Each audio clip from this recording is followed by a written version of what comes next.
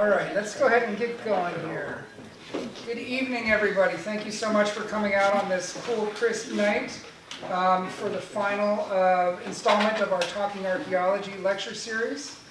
I'm Chris Sabick. I'm the Executive Director of the Lake Champlain Maritime Museum, and I'm really excited to have you join me tonight to talk about the colonial gunboats of the American Revolution.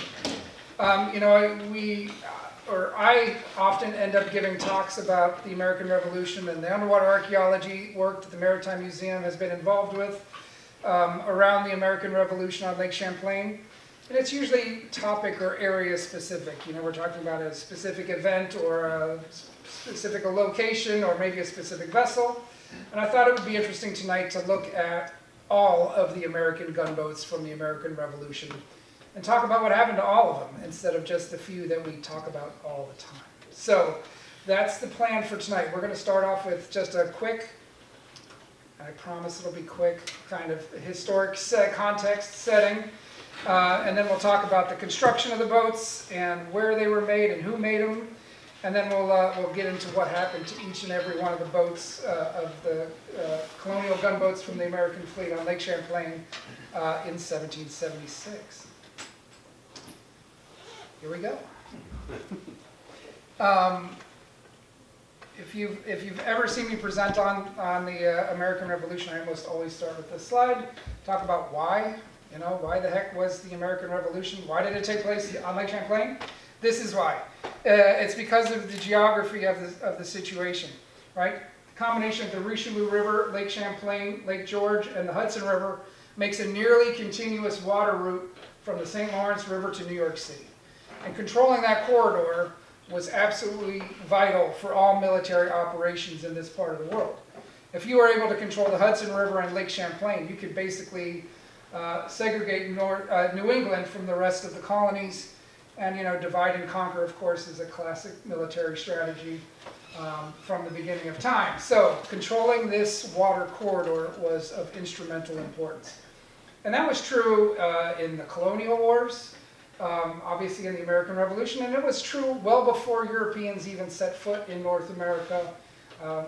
Amongst the Native American populations of the area, this was known as the Great Warpath for exactly this same reason. It was the highway through the wilderness for moving troops and material and merchandise for centuries. I'm going to be mentioning several locations along this corridor repeatedly, so I thought I'd give you a little highlight of where those are. We'll be talking about St. John up there at the northern end of the lake. At the opposite end, Skenesboro, which is present-day Whitehall, New York. And of course, the important fortification at Ticonderoga. And on the New York side, and just across the lake from it, Mount Independence, or what would become Mount Independence eventually. We're going to really start here. I'm not going to go into great detail about all the things happened prior to the shipbuilding activity, but suffice it to say, in 1775, the Americans decided, hey, let's invade Canada. Let's see if we can convince the Canadians to join the rebel cause, particularly the French Canadians. I think Americans assumed that they were also chafing under the under the rule of the British monarchy, and were hoping that they would join the Americans in this rebellion against the king. And that turned out not to be the case, of course. The invasion was successful in capturing Montreal and continuing on to Quebec, up the St. Lawrence. And, despite several attacks on the fortifications there at Quebec, the last of which took place on New Year's Eve of 1775 into 76, in which Benedict Arnold was pretty severely wounded, and the attack was repulsed. After that, the Americans settled back into just kind of blockading the city, and then in May, I believe it was early May, British reinforcements arrived as the ice cleared in the St. Lawrence, and the Americans decided, hey, we should probably get out of here. Headed back up the St. Lawrence, up the Richelieu, and down Lake Champlain. So there's one perfect example of how the lake was used as an invasion into Canada, and now we know that the British are going to try to do the same thing in reverse. Come down from Canada, capture Lake Champlain, and proceed down to the Hudson, Also remember that in 1776, we have General Howe down on the British side, down in New York City, taking control of that part of the world with the idea that these two forces would meet somewhere in the middle and control that whole water corridor. So as the Americans, of course, were well aware of this pending invasion as well, and so they determined that fighting for control of the lake really necessitated the building of a fleet on Lake Champlain. And the perfect place to do that was in Skenesboro, which the Skene Plantation was established there by a veteran of the French and Indian War who was awarded a land grant there, Philip Skene. He was a loyalist. He controlled about 25,000 acres around the southern part of Lake Champlain. Though he also had several other plots of land along the length of the lake, including a couple hundred acres near what is now Port Henry, New York, which will tie into our story here eventually, because the reason this was such a perfect place to build ships for the American fleet on Lake Champlain was because Philip Skene had all of the industrial base that you need for shipyards.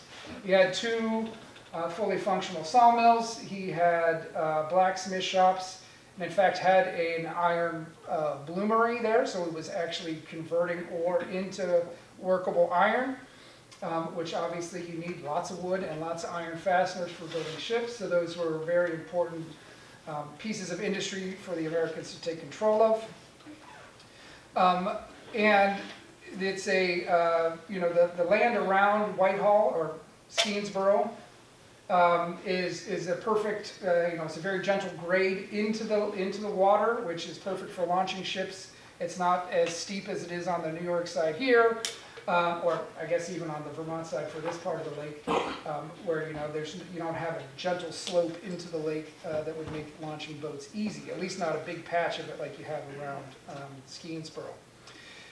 So American forces, really under the direction of Philip Schuyler, General Schuyler, based out of the Albany area, who was in command of the Northern Department. He recognized the importance of Lake Champlain, and before the Americans had even really begun their retreat from Canada, he had started pre-positioning supplies at the southern end of the lake for this shipbuilding effort that he knew was going to be needed. So by early June, the Americans have shuffled back down the St. Lawrence and down the Richelieu, and were having to abandon St. John. And already there were shipbuilders starting to set up shop in Skenesboro at this time. They immediately went to work, continuing to saw tremendous amounts of wood, and starting to lay the groundwork for the set of boats that they knew they were going to need to build. We often associate this whole operation with our good friend there, Benedict Arnold. And of course, he played a very important role in making this all happen. But it was really Philip Schuyler that was the, kind of the engine behind this machine that got moving here.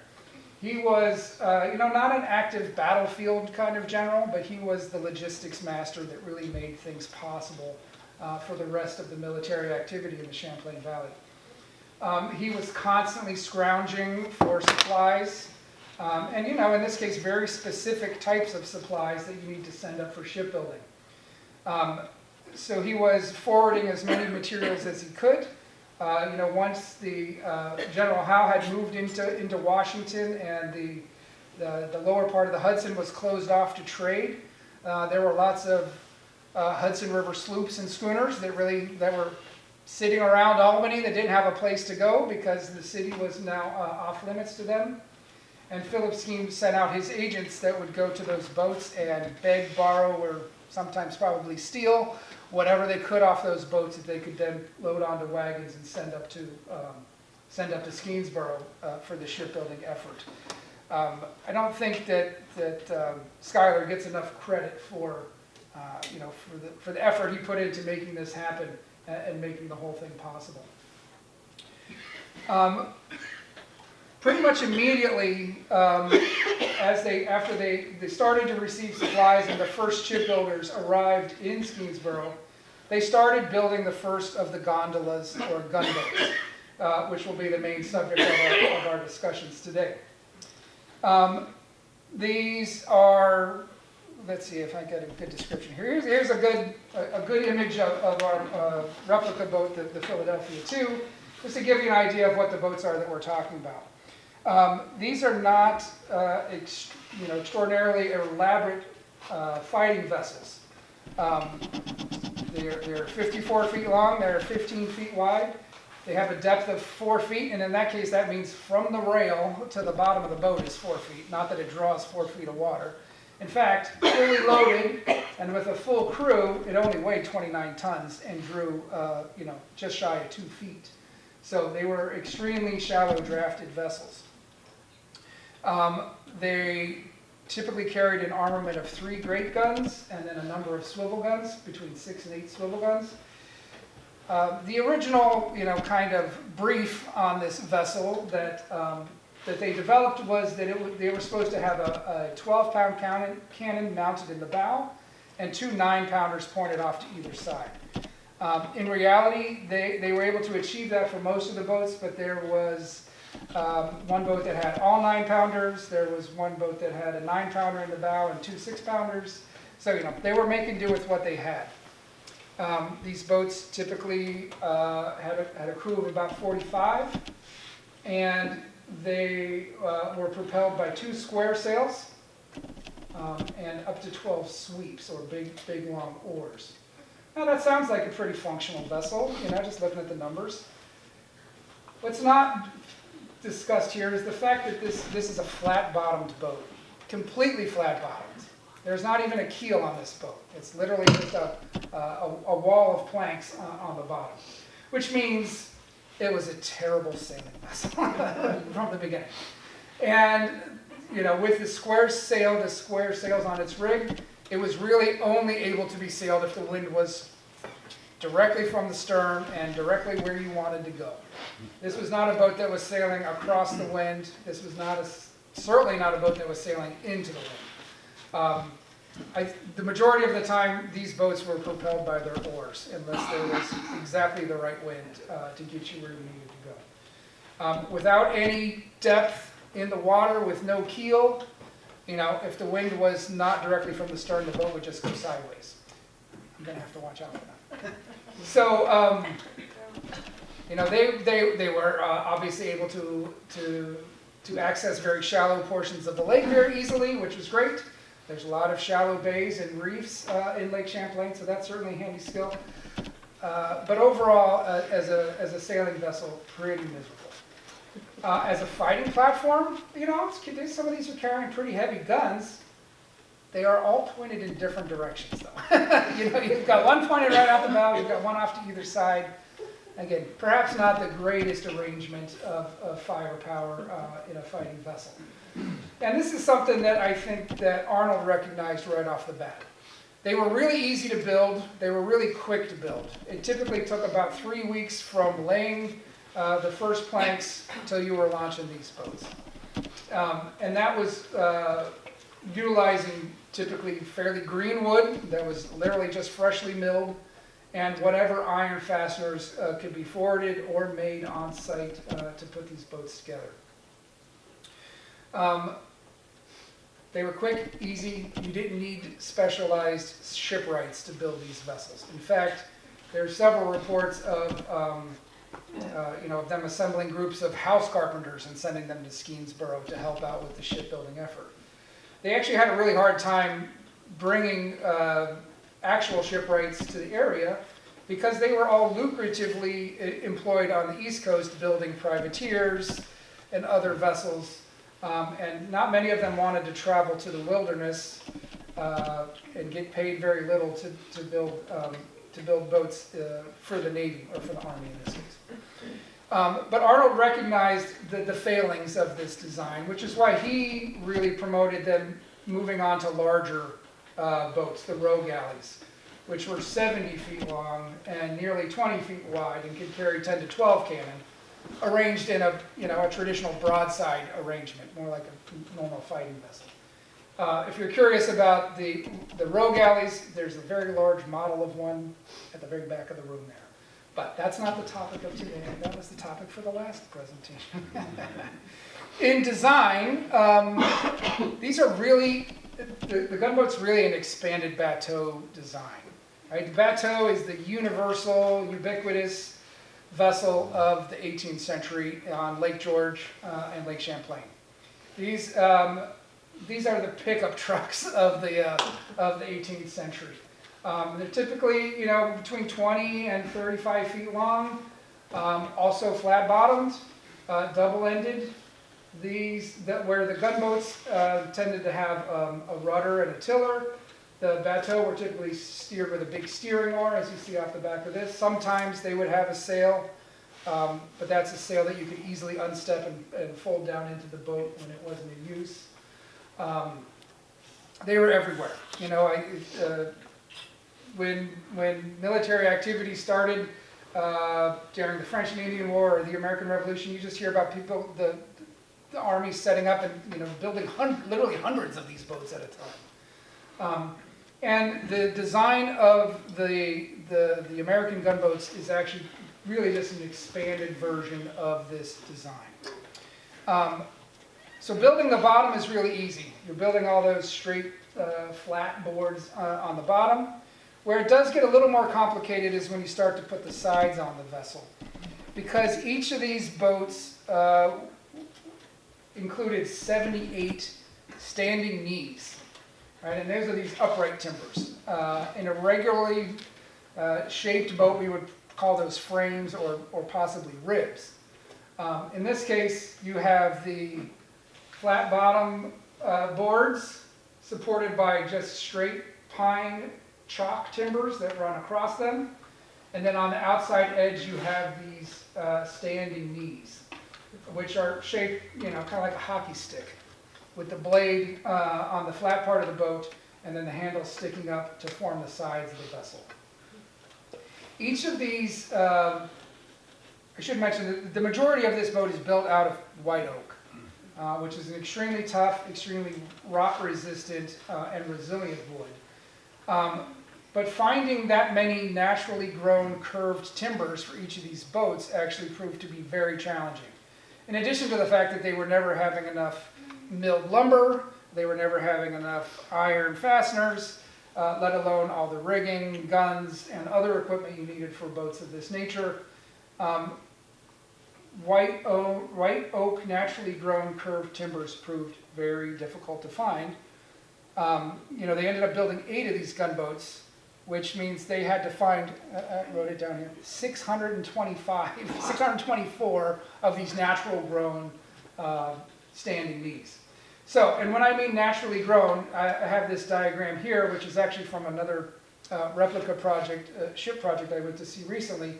So, but you can see that they're choosing portions of the tree where you can cut out that curved shape, that bent hockey stick shape, that follows the natural grain of the timber, of the tree as it grows.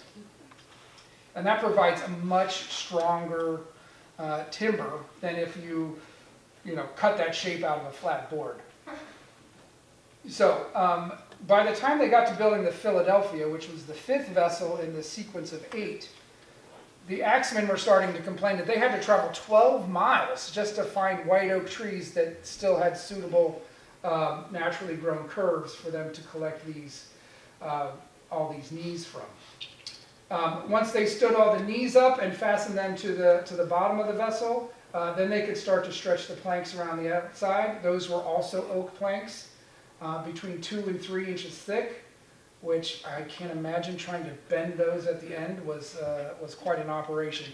Even if they had big steam boxes, I imagine that was a really challenging situation to try to achieve. But they were able to do it, and as I mentioned before, they were launching one of these within 3 weeks of its first being laid down. Eventually, they did have enough ship carpenters and other workers in the shipyard there that they had multiple on the stocks going at the same time. The first of them was, which was the gunboat New Haven, was launched in mid-June. And again, when I say launched, that doesn't mean it was complete. That means the hull was built. They were typically then taken up to Ticonderoga and Mount Independence, where they would be equipped with their guns and their rig. The rig, that single mast that supported the 2 square sails, is a giant white pine tree. And that's also what was used for the spars of the vessel. Now, there is a hypothesis that the majority of the rigging and the loading of the heavy guns was actually done on the Mount Independence side of Lake Champlain. Now, this image is from 1777, so don't take this as what it looked like in 1776. But here we have Fort Ticonderoga. This is the Mount Independence side of things. There is a set of cliffs that is very close to deep water on the point of Mount Independence, where they actually had a crane established. It's very hard to see. I tried to blow this up, but it got way too green. They actually had a big derrick set up at the top of this cliff, so they could lower the mast down into the boat and then complete the rigging there, and also for loading the large and heavy pieces of artillery into these boats. At this time, there would not have been a floating bridge here. That was built in the winter of 76 into 77. So over the course of June and July, they produced 8 of these vessels. And to give you a quick rundown of the names here, that's Providence, Spitfire, Connecticut, Jersey, New Haven, Boston, Philadelphia, and New York, which was originally named Success for some reason, and then they changed it to New York.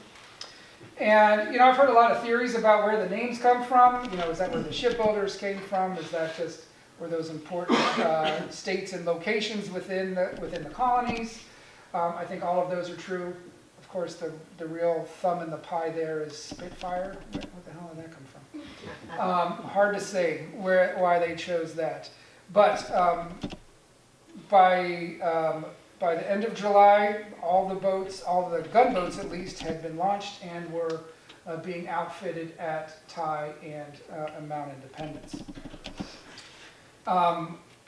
And really the shipbuilding effort then really shifted focus to the row galleys, of which they hoped to complete 4, but only 3 of them were complete by the time the Battle of Valcour Island took place.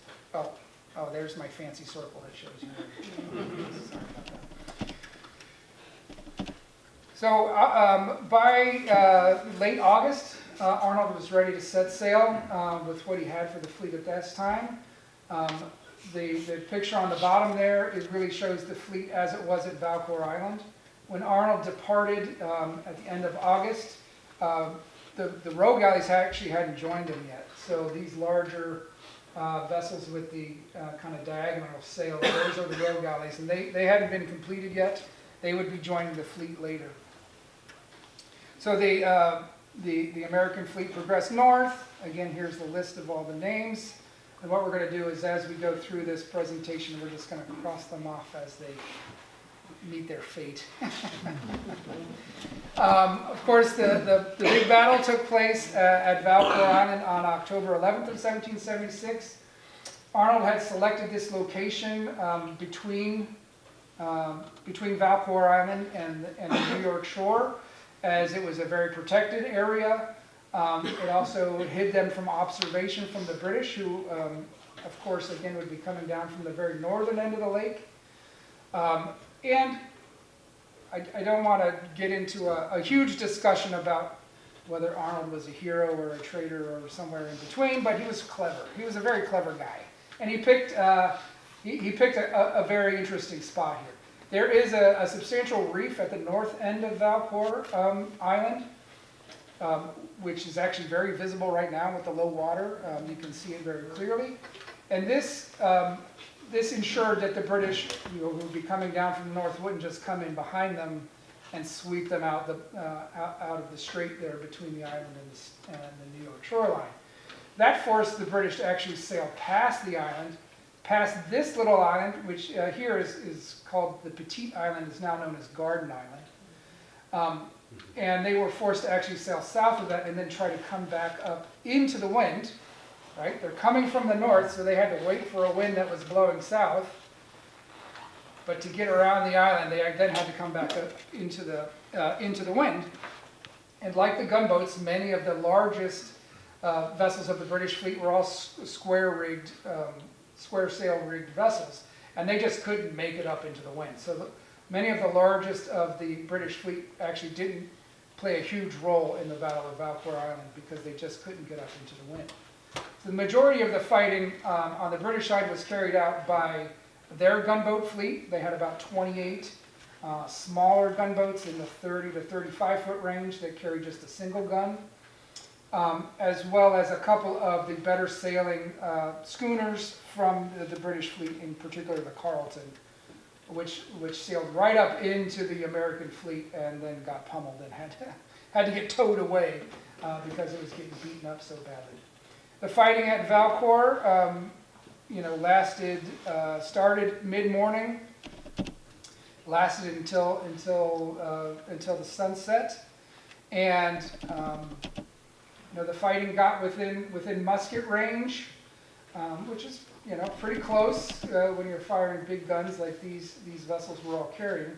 Even the British gunboats, which just carried a single gun, they tended to carry very heavy weapons, even though they only had one of them. The fighting was very hot and heavy until night fell. The Americans lost about 60 men killed and wounded. They had burned through a considerable amount of their ammunition, in particular their gunpowder supplies, and now they were trapped in this pocket between the island and the New York shore. The British settled back and actually formed a blockade from the southern end of Valcour Island over to the New York shore, probably ending not too far from where Osceola River empties into Lake Champlain. And there they waited for the morning to come around so they could finish off the American fleet. Now it was right around sunset that we have our first loss of a gunboat, and that of course is the gunboat Philadelphia, which had taken several significant hits at the waterline, and one in particular right up near the bow of the vessel where a 24-pound cannonball had stove in a plank right at the bow and actually carried through the boat, destroying several frames as it went through, and then the ball was wedged on the opposite side of the vessel after it had punched through. But it took on a lot of water. These gunboats with that large 12-pound cannon in the bow, you start to add a little bit of water to the bow and suddenly it's going down. And that's what happened with the Philadelphia. Now, Benjamin Rue, the commander of the Philadelphia, and much of his crew were able to escape onto the larger rogue galley Washington before the Philadelphia sank. And they would go on to have quite a few adventures later in this battle as well. But that's a story for another day. And what I'm going to do here is after the loss of each vessel, I'm going to talk a little bit about what happened with that vessel afterwards in the afterwar situation. So, of course, the Philadelphia was, sank in about 55, 57 feet of water. The battle moved on. Everybody left. There was still much interest in this area historically, and in 1935, a gentleman named Lorenzo Haglund, who had been stationed at the Plattsburgh military base during the First World War, where he learned to dive. This is hard hat diving, not scuba diving. In the area, he came back after the war in the 30s and became very interested in the maritime history of Lake Champlain. In 1934, he relocated the Royal Savage, another victim of the Battle of Valcour Island, and raised that vessel. And after the success of that, he was bound and determined to find the Philadelphia and raise it as well. So he used that classic technique of shipwreck finding, where you just drag a grapnel anchor around until it snags on something, then you send your diver in to see what it is. He did that for several days, possibly a week or so, found a lot of weird stuff, found an old metal rowboat that had sunk, lots of tree stumps and logs, determined that wasn't functional, so he had two boats connected with a long chain that they, again, dragged across the bottom and eventually would snag on something. And after doing that for a couple more weeks, They snagged on something, they sent their diver down, and they found the Philadelphia. Sitting virtually intact, the mast still standing up to within 10 feet of the water, otherwise intact. So using water jets, they actually tunneled under the boat in several places so they could put slings under the boat. And those slings were then brought up and attached to these big spreader bars that go across the vessel. And to those they attached, I forget the number, I believe it's like 34 or 36 55-gallon drums, which they filled with water. They sank them down, tied them off to these big spreader bars, and then they pumped those full of air. And those is what lifted the boat out of the mud and slowly brought it to the surface. This is a technique that worked for him on the Royal Savage, worked for him on the Philadelphia, and we'll see is a technique he continued to employ on many different sites around Lake Champlain. Once he had the boat up, then he had to figure out what to do with it. Should have maybe thought of that first. I should also mention that they water jetted the inside of the boat out, carefully scooping out the mud and pawing through it to see what they could find, but otherwise using a big hose to kind of blast it out. They found just shy of 800 artifacts, ranging from faunal remains, so bones, mostly of the foodstuffs they ate, lots of buttons, weapons, cookware, all manner of really interesting artifacts that came out of the Philadelphia when it was raised as well. The boat was eventually, Haglund actually had it on a barge for a while, and it traveled around as a traveling curiosity for people to come and see the Revolutionary War gunboat. He had it located in a boat shed on Willsboro Point for a number of years, where it was an attraction. And he was constantly trying to find a museum or other organization that was interested in taking charge of taking care of this vessel. But it wasn't until he died in 1960 that the Smithsonian agreed to take on the Philadelphia, and which is where it is now today and still on display. Though just recently, has anybody been down to see it in the American Museum, the Museum of American History? Wonderful display. And I'm happy to say that they have a nice picture of the Philadelphia too, our replica there as well. It's a really beautiful display, but it's something they've actually changed just in the last year. The boat is undergoing a totally new conservation process. It was never conserved, right? In the 1930s, there wasn't really a science of how to conserve wooden shipwrecks that were brought out of the water. So it was just allowed to dry. At some point, they decided to spray some polyethylene glycol on it, but the boat was already shrunk. They tried to seal the peg in with some kind of liquid nylon, which I don't even know how that works, but now they're trying to undo that and stabilize what's left. So there's a team of conservators from Texas A&M University who have spent at least the last 2 years doing an extremely thorough documentation and a bunch of measurements and assessments of this vessel and the deterioration that's happening and to those previous treatments. And now the boat has been moved further back into the display area and it's closed off behind a wall. Though they do have several big viewing windows so that the conservation effort, which is going to take 3 or 4 years, can still be observed and interpreted to visitors to the Smithsonian. Really interesting project and something that I'm really interested to follow along and see how it goes. You can see just from this picture how badly shrunken the vessel actually is, though, the fact that it was never treated, the big gaps between the planks there. Hopefully it wasn't like that when it was on the water, because it wouldn't last very long.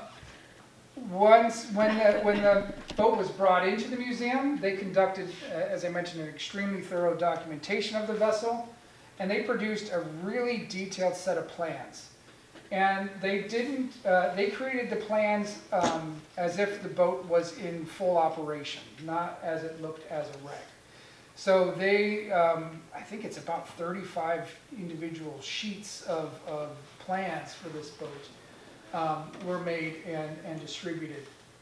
And we utilized those in 1989. The Lake Champlain Maritime Museum started a project to build a full-scale replica of the Philadelphia, utilizing those plans. That boat was completed in 1991 and launched right down the road here at Basin Harbor. We had about 4,000 visitors show up for that launching event. And that's the boat that's now sitting on the lawn out here at the Maritime Museum today. And it's just become an amazing learning tool to help us understand what it's like to actually to work one of these vessels, to live on one of these vessels, and to some extent how to fight one of these vessels.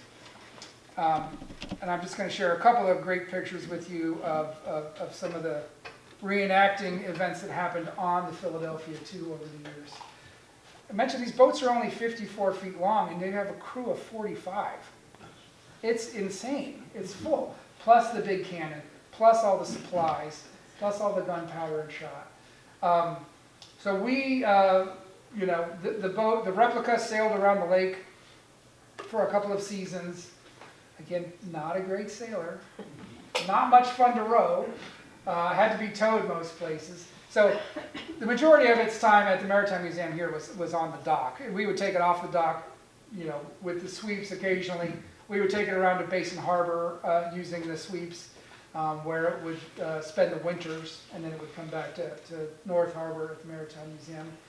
But during reenacting events, we did have a couple of opportunities to have a full crew on board of 45.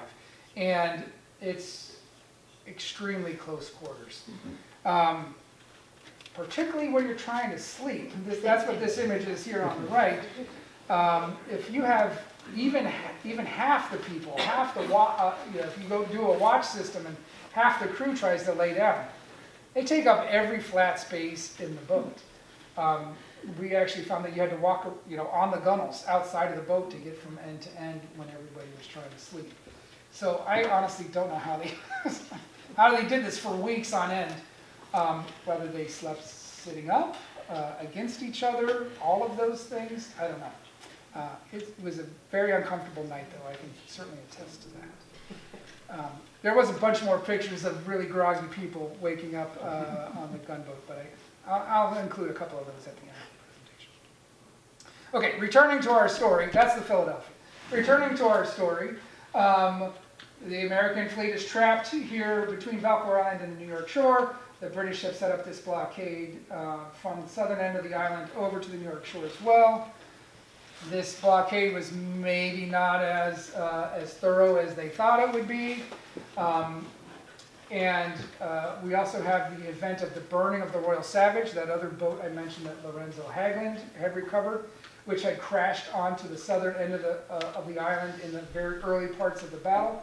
And in the afternoon, it was set on fire, and probably provided an excellent distraction during the night as it continued to burn and explode for the Americans to sneak through the British blockade and flee south.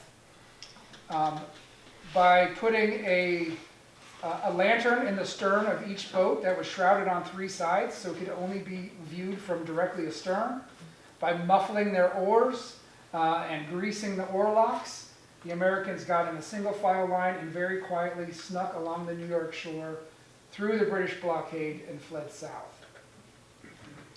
The other, I think the Royal Savage burning was probably a great distraction for all of these men on blockade here, on blockade duty. The other thing that I always like to mention is that pretty much everybody involved here was probably functionally deaf at this point, after standing on top of enormously large guns exploding all day long.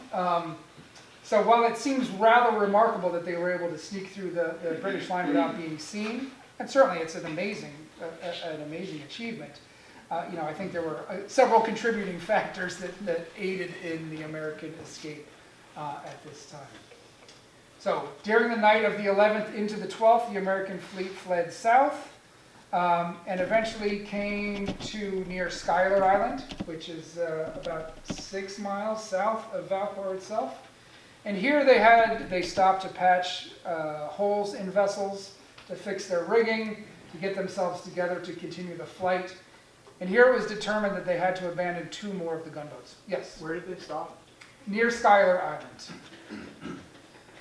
And the 2 boats here that were too badly damaged to continue were the gunboat Jersey and the gunboat Spitfire. Spitfire sank successfully into deep water. Jersey was, they attempted to sink, it swamped, but it didn't go all the way down. So it was floating at the surface full of water. And the next morning, when the British realized that the Americans had escaped and set off south in pursuit of them, they found the Jersey awash, but were able to recover it and actually take that vessel into British service, where it remained in service until at least 1782. Its ultimate disposition is unknown, but probably sunk in the Richelieu at Fort St. John, where many of these old vessels were just pushed up on shore or allowed to rot at their moorings and sank there. So our list of vessels crossed off increases once again. So the Jersey was lost, and we don't know much more about it. The Spitfire was relocated in 1997 during a side-scan sonar survey of Lake Champlain, known as the Lake Champlain Cultural Resources Survey. The boat was dived on to verify that it was a gunboat. So, this sonar image is pretty distinctive. And in fact, you can see the gun sticking out of the bow of the vessel, which is quite remarkable. But when divers visited the site, they found it nearly intact. And I can only imagine that this is very similar to the experience that Hagelin and his crew had when they found the Philadelphia. And the bow gun is still in place, mast is still standing. In this case, you even have the top mast and the trestle trees here at the top of the main mast. With the Spitfire, the 2 waist guns are missing. Presumably they might have been dumped overboard during the flight south in an effort to try to keep this boat afloat as long as possible. That's a theory, but would make sense. It's also not inconceivable that they were able to load them onto one of the larger row galleys if they had the time and the means to do that. But I would suspect they were just dumped overboard. But this bow gun, which is a 9-pound cannon, Spitfire is one of those boats that was outfitted only with 9-pounders. They didn't have a 12-pounder to put on this boat. But very heavy and much more difficult to maneuver off the bow of the vessel than the 2 waist guns would have been more amidships. This boat has been the subject of a number of studies over the years, as well as just a regular monitoring schedule as plans were developed for how to deal with it moving forward. Recently in 2022, we were able to conduct a photogrammetry survey of the vessel, which utilized this remote operated vehicle with a couple of GoPro Hero 10s mounted on it and several additional dive lights. And this little robotic camera dove down there to the bottom of the lake and collected more than 30,000 images, still photographs of the boat from every conceivable angle, and probably some that are inconceivable, and was able to produce this pretty spectacular 3-dimensional model of the site, which we can now use for planning and preparation for the next phase of this vessel's exploration. This summer, in 2025, in collaboration with divers from Navy History and Heritage Command, which is the naval authority, the naval department that has authority over sunken warcraft. We were able to conduct a couple of dives on the Spitfire in preparation for going to visit the site in a more thorough sense in 2026, where we hope to collect wood samples, do a bunch of sediment depth tests inside the hull, if possible recover artifacts that are actually visible above the mud. You can see that the whole interior of the vessel is filled with silt. But there will be work carried out on the Spitfire in the next year, or possibly 2. All right, in the sake of time, I'm going to keep moving along here. After departing from Schuyler Island, the American fleet, or what was left of it, continued south during the day on October 12th.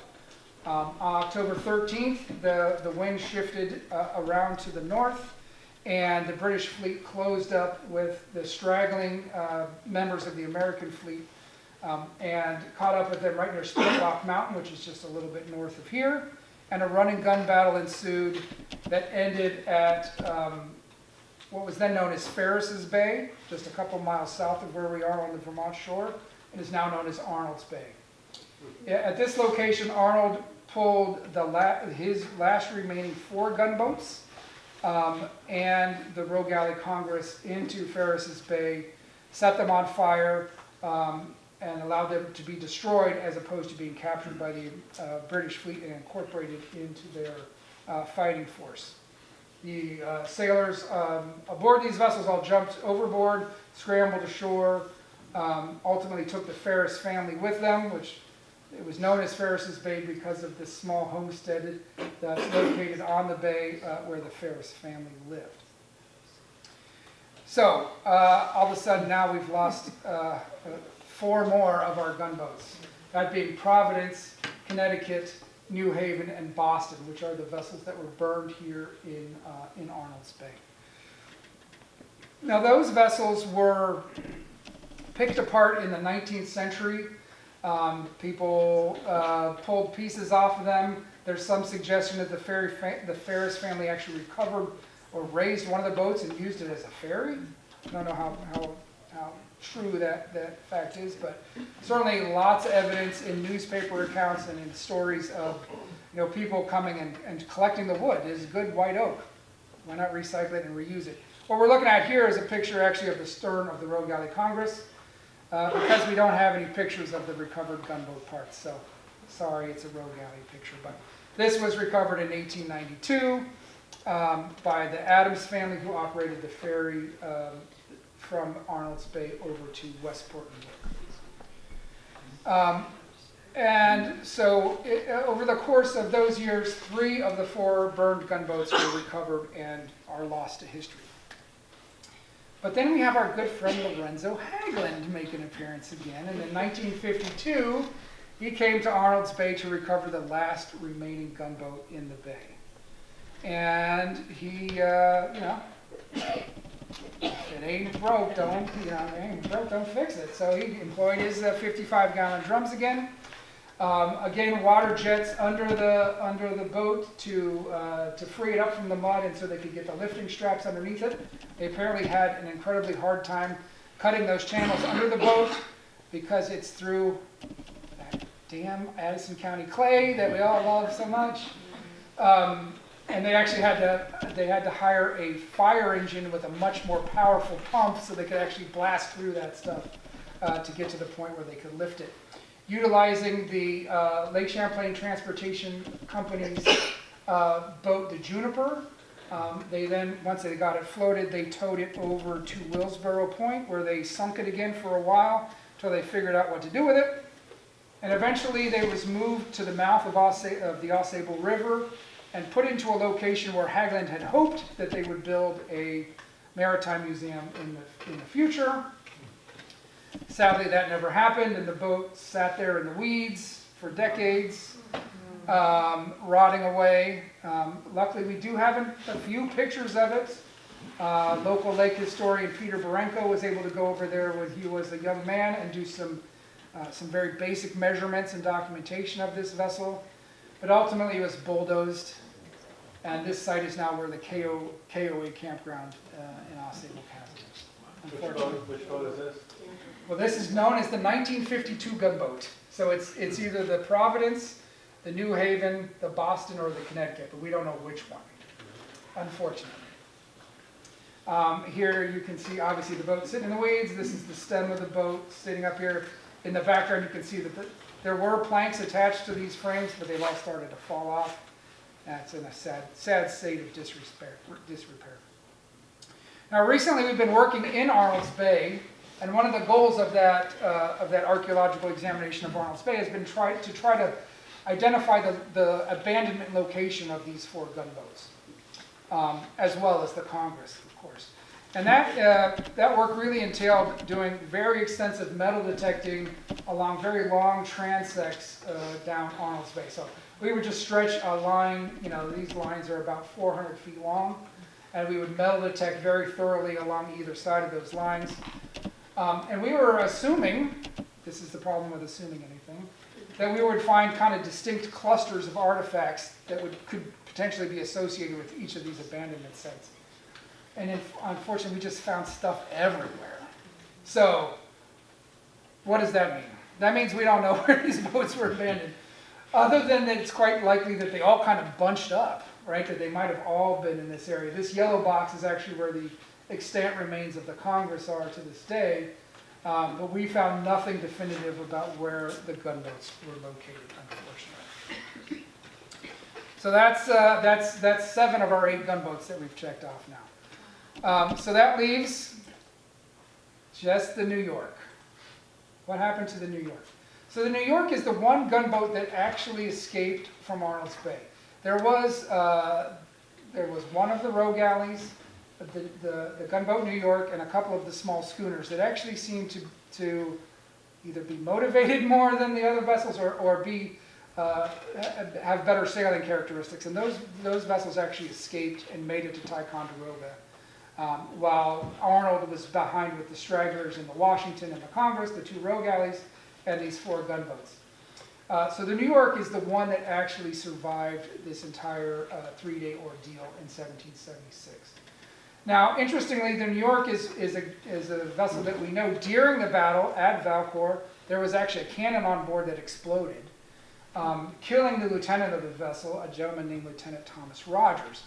And we know that because this gentleman, Ed Skolin, a New York State police diver, found the muzzle of this exploded cannon at Valcour Bay in 1999, I think, somewhere around there. And that led to a survey of the bottom of Valcour Island, of Valcour Bay, that produced many hundreds of artifacts related to the battle. But this cannon in particular, we found 5 more pieces of it. We can almost reassemble the entire gun. And through researching the gunboat New York, we found the pension record for a gentleman named Bays Wells, who actually mentions that he was on board the gunboat New York when a cannon exploded, killing the lieutenant on board, a lieutenant named Thomas Rogers. And digging into the research around Thomas Rogers, we actually found this memorial stone in Westford, Massachusetts, which actually states right on it, Lieutenant Thomas Rogers, killed by the splitting of a cannon on Lake Champlain on the 11th day of October, 1776. So this is the memorial stone. This is the family of the man that was killed by the exploding of that gun on the gunboat New York on that day. So this is one of those very rare moments in archaeology where you can connect a specific artifact with a very specific second in time and the very important, and the people that it impacted both directly and indirectly. We don't think about the home front in the American Revolution enough, I think. The loss of these people in these battles had ripple effects across the colonies, and that was certainly the case here. That exploded cannon is in the back of the room as well, so on your way out, feel free to take a peek at that. So the gunboats, they're not the most glorious vessels, they're not the most amazing fighting vessels, certainly not the most impressive sailing vessels, but the role they played in the American Revolution on Lake Champlain cannot be understated. So if it wasn't for the presence of this fleet in 1776, the British would have swept down and captured Fort Ticonderoga easily, and probably continued down the Hudson to join forces with Howe and really separate the New England colonies from the rest of the colonies. And Lord knows what would have happened in that case. The delay of the Battle of Valcour Island and the shipbuilding effort that it forced on both sides is what delayed the invasion of the Hudson River until 1777, allowing the Continental forces to gather the army that would defeat Burgoyne at the battles of Saratoga in 1777. Without this fleet of vessels on Lake Champlain, that pivotal battle would have never taken place, and the war would have gone a completely different route. So that's the quick and dirty story of the 8 gunboats of the American Revolution on Lake Champlain. So I've got a few minutes for questions.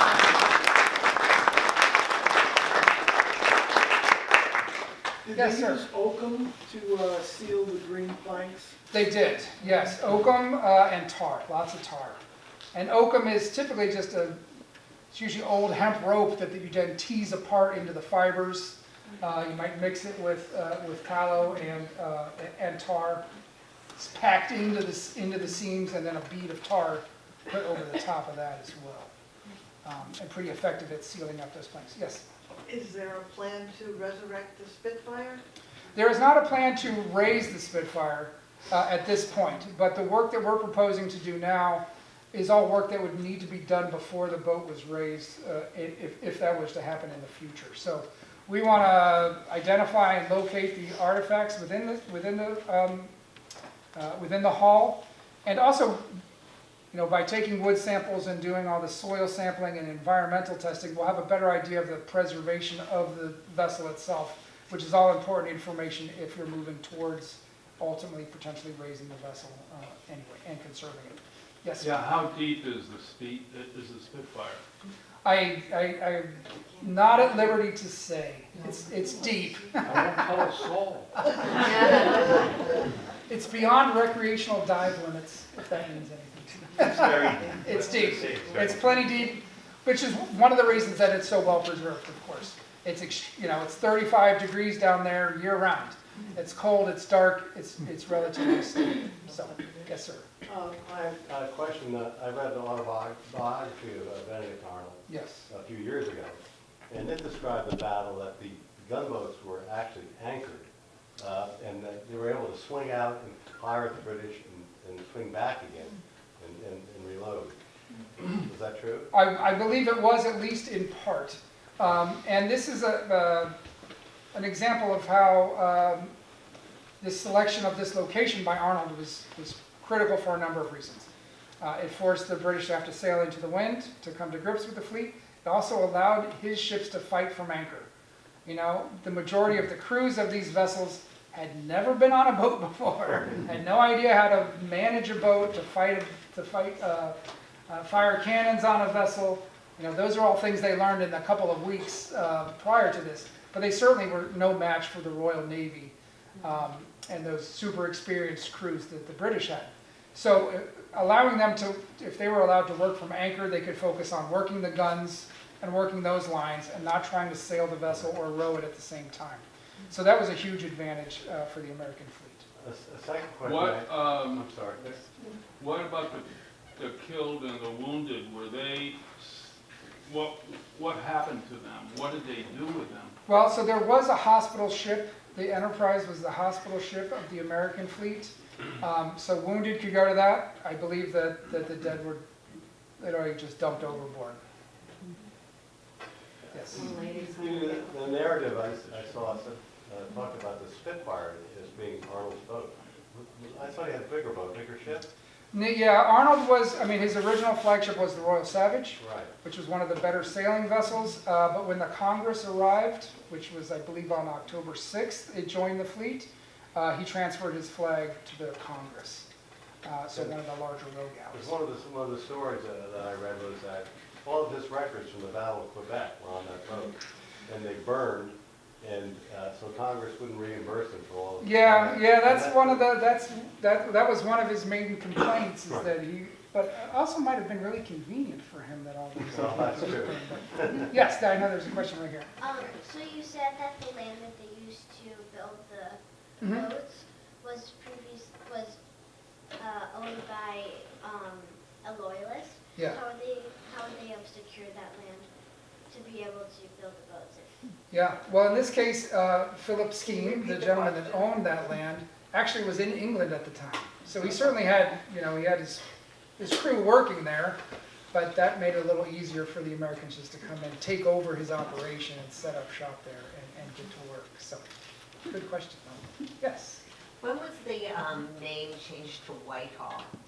Well, that's a good question. I honestly can't answer that. And I'll have to why? look into that. Yeah, I don't know that. I imagine it was changed from Skeensboro because of Skeen being a loyalist. That's my guess. And therefore not super popular with the folks that won this. But Yes. Whitehall is recognized as the birthplace of the US Navy. Well, by people in Whitehall. Whitehall is a venerable British name. The common complaint there is that, at least from hardcore Navy folks, real fleet, but they were Army boats and not Navy boats. So, minutia there. Yes. Chris, thanks for this. When you talked about the Philadelphia being raised off of the Valcour, you said that they found some 800 artifacts. Yes. Where did those end up, and what was learned from those artifacts? Yeah, the majority of those artifacts are still with the Philadelphia in the Smithsonian Institution. Haglund also had a habit of giving gifts to people that stopped by to see the boat, having the odd musket ball or a piece of canister shot. So there's certainly, we have people all the time that show up, with something they got from the Philadelphia that their grandfather got from the Philadelphia when it was around. Now what was learned from them was really about what life was, what living on board one of these vessels was like. So that's true of the faunal remains, these bones, which indicate that they were eating a lot of pork, probably salt pork, but also venison and fowl, chickens of some sort. Fish scales have been found in the sediment in the boat, as well as a couple of very large fish hooks. So they were certainly opportunistic in finding foodstuffs. One of the things that is evident in all of these sites, and including the artifacts that were found in the Philadelphia, is that many of the weapons that were found were old, outdated weapons, or they were cobbled together. This really gives you the image that the American forces in 1776, this really was the rabble in arms. These guys were fighting with whatever they had. This wasn't standard issue military kit where everybody had the same equipment. You took what you had from home, and that might be your dad's French and Indian War equipment. But if it still worked, that's what you brought. So, and I'm sure the Spitfire, the research potential in the Spitfire is just the same as the Philadelphia, but magnified by 10, because it would be done archaeologically correctly. We have all the artifacts from the Philadelphia, a good portion of them, but we don't know where they were. He didn't map where he found them all. He just has this cool stuff, which is great, but the context in which you find artifacts is at least as important as the artifacts themselves. I like to say that that's where the story is, right? The artifact's cool, but the story is in how all the artifacts are related to each other. Any other questions? Yes? So at its top speed, how fast can these boats go? Oh, not very. I can tell you from helping to row the boat from here just around the corner to Basin Harbor, it's painful to row. Like I said, it's 29 tons, fully loaded. It's heavy. Even the oars that you're using to row this boat are 18 feet long, made out of ash, so they're wicked heavy. Maybe a couple miles an hour. That's about it. If they had a good wind from directly astern and they were able to deploy both sails, maybe 5, 6 knots. I don't know exactly. One of the things they're doing with this at the Smithsonian right now with the reconstruction or the reconservation of the vessel is they're also building a 1/6 scale, maybe a 1/4 scale model that they're going to be able to put into they're going to be able to put all kinds of inertial monitors on it, and they're going to be able to put it through sail testing and things like that to try to determine some of those characteristics that are hard to gauge just from reading the history and looking at the boat. Yes, sir. Has there ever been talk about making a film about this most important event in our history? I can't say for sure. There was recently a not completely terrible Benedict Arnold movie that came out that included some Valcour Island component. But other than that, I'm not really aware of it being the subject. I personally, of course, think it would be quite a remarkable story. And I will point out that we are in the process of redesigning our entire Revolutionary War exhibit in the building right behind this one that will be opening at for 1770 or for 2026, which is the 250th anniversary of all these things happening. And we're really the old exhibit that was in there focused on the entirety of the American Revolution on Lake Champlain, which was a lot to try to interpret in one exhibit. It was a great exhibit, but it also was installed in, I think, 1997, 98. So it was starting to show its age. We've done a lot more research since then, a lot more archaeology. And so this new exhibit, we're shrinking the scope of the exhibit to the 3 days, October 11th, 12th, and 13th, and really focusing in on the archaeology that was done of it and on the stories of individuals both in both fleets, the British and the American fleet, as well as other voices that have been underrepresented in much of the storytelling. So Native American perspectives, the perspectives of women from some of these homesteading communities around the lake.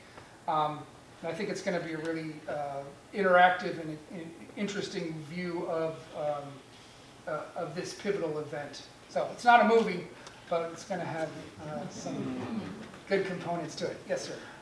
In 1935, when Philadelphia was brought up and all the detrimental things that were done, was that because of the state of the science at the time, or was it that this guy just didn't know what he was doing? Yeah, there really wasn't any science related to this at the time. So, it was well-intentioned, of course, but he just didn't know any better. And when wood becomes truly waterlogged, when it's been underwater for hundreds of years, the cellular structure of it literally breaks down. And but the water replaces that cell structure, and it helps all the timbers keep their shape. If you let it dry, that's when all the shrinking, cupping, checking, all of that occurs, and you can't reinflate it at that point. The cell walls actually fuse together. So once it's shrunk, it shrunk. There's nothing you can do about it.